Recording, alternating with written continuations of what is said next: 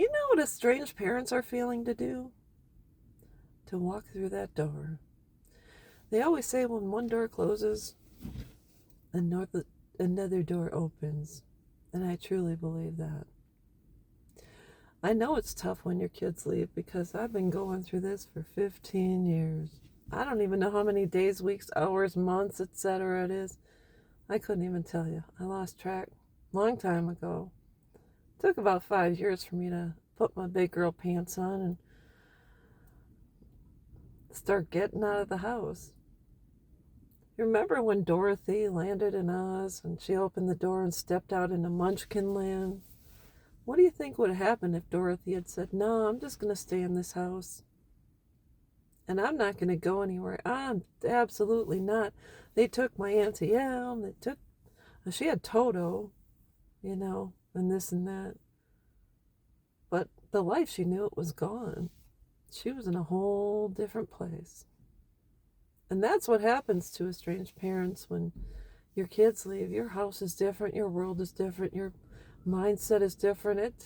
There's a whole lot of voids. It turns gray. It's Elvira Gulch just goes past her window on her bike, and then she turns into the wicked old witch, and you're thinking, what the heck am I going to do? But what did Dorothy do? She opened the door and walked right through into Munchkin Land, and then she met the Lollipop Gang and the ballerinas, and then she met the Good Witch. Someone that said, all you had to do was tap your heels together 3 times and say there's no place like home. And what is home now? You say, well, that's everything I knew is gone. No. You create a new home. A home that is designed specifically for you and only you in mind. Or maybe you and your spouse, or if you're living with other people, you create a whole new existence. I don't care if you don't have money. You can go buy a can of paint from the store for about $20. Now, maybe you need some primer, and that's $15 or whatever. So let's just say for $50, you can have a new color paint on your walls in a room that your son or daughter left. But I see one too many people bitching and complaining, and my kids are gone, and what do?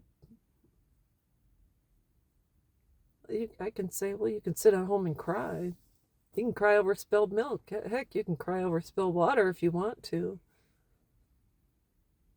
But are you going to do that? Are you really seriously going to give up? I know it's tough. I've been there. I've done that.